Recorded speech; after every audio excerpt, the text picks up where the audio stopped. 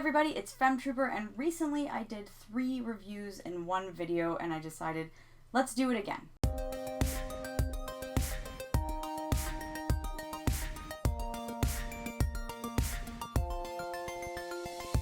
The 3 games I'm going to review today are Kirby's Return to Dreamland Deluxe for Nintendo Switch, Kena Bridge of Spirits for the PlayStation 5, and The Quarry for PlayStation 5.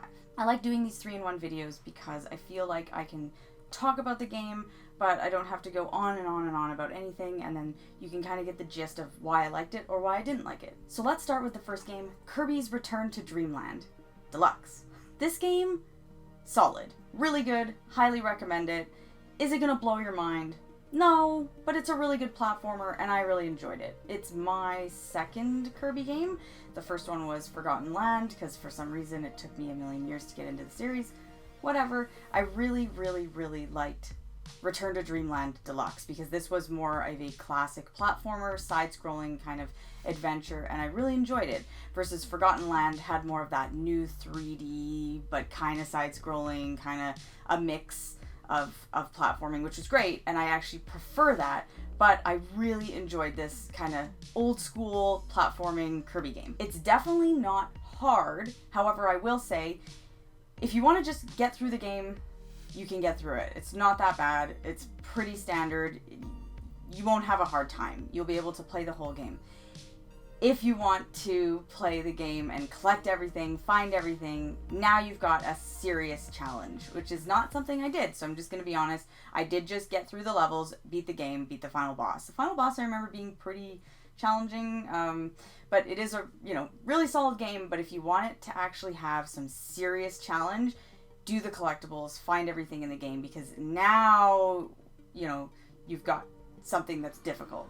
Visually, I thought it was really good. I know this is a Wii game, so it's obviously not going to look terrible, but, it was really cute. I liked the visuals. It looks solid on the Switch. Everything about it was great. The music is good, and honestly, the game just plays really well. So if you want a good platformer, check out Kirby's Return to Dreamland Deluxe. Next up, let's talk about Kena Bridge of Spirits. Now, this is a game that I was dying to play because it looked like, visually this game is stunning. It has that cartoony sort of Pixar, DreamWorks kind of look, and I was just so intrigued by that. It looked like a really cool game. It's like very foresty, whimsical, magical, like forest spirits. Like there's something really imaginative about this, and I love that. I love whimsical games. I love colorful, like these forests, like everything looks so great.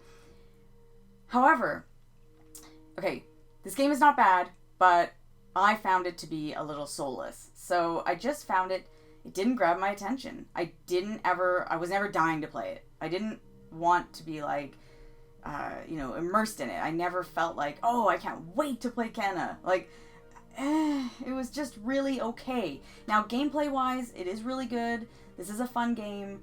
But man, I didn't ever care about what I was doing. I found the story to be really boring, and while I know that a lot of these games, sometimes story doesn't matter, like platforming games, who cares?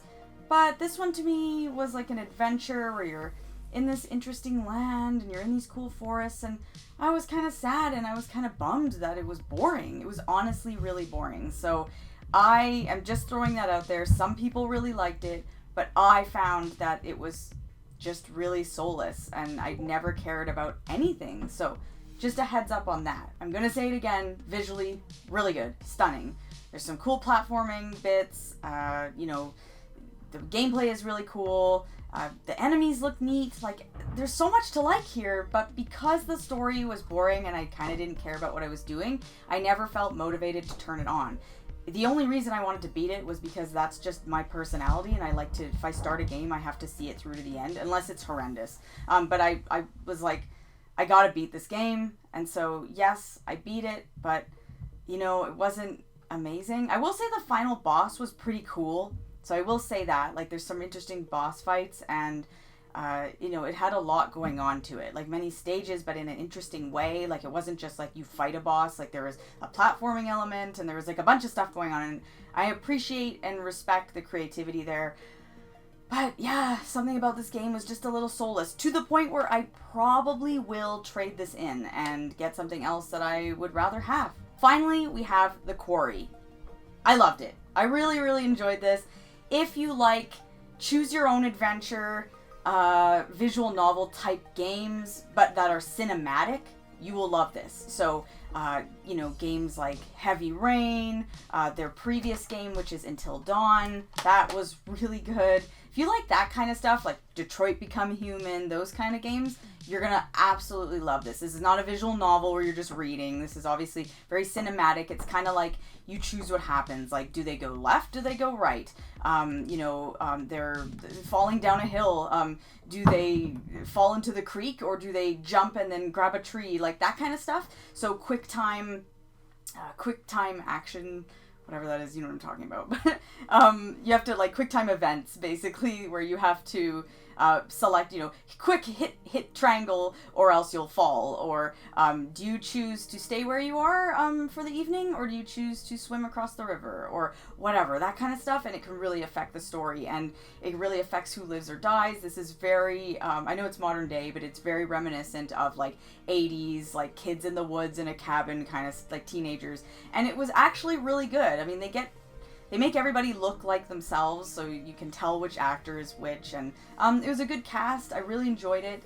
There were some characters that I like hated, but in a good way, because you're like, oh man, they're so annoying, like what's gonna happen to them? Or you really were rooting for a couple of the characters, and it was interesting because at first I was like, what is actually going on here? Like, I actually was invested in the story. I think out of the two, I enjoy Until Dawn more, but this is really solid, really fun. So like I said, if you enjoy those kind of games, choose your own adventure where they're very cinematic. This is obviously not, like, you are walking around sometimes, you are looking to grab items, helps you see what's going on, you'll figure things out, like clues, but it really is just kind of like playing out a movie, and they're so fun. I highly recommend them. I do love these kind of games. They're like a nice break. Like, you play a big long JRPG, it's nice to play a game like the Quarry, because it's kind of just like this chill, it's spooky, yeah, there are jump scares and stuff, but I didn't find this game like super scary. It was just really thrilling, really suspenseful, and just a really good time. So that's my quick 3-in-1 review video where we talked about Kenna, Kirby, and the Quarry, and I just wanted to tell you how I felt about those games. They're 3 games that I recently beat, and while I wasn't a huge fan of Kenna, I really enjoyed Kirby's Return to Dreamland Deluxe, and I absolutely love the Quarry. So some winners here, and like I said, Kenna's not a bad game. It's just not maybe my thing, because I know people who absolutely loved it. So it's not a bad game. It's just I didn't find the story that engaging. So that's a heads up on my part. Maybe somebody else did, but just a personal thing. That's all for today, guys. I'll see you in my next video, and have an awesome day.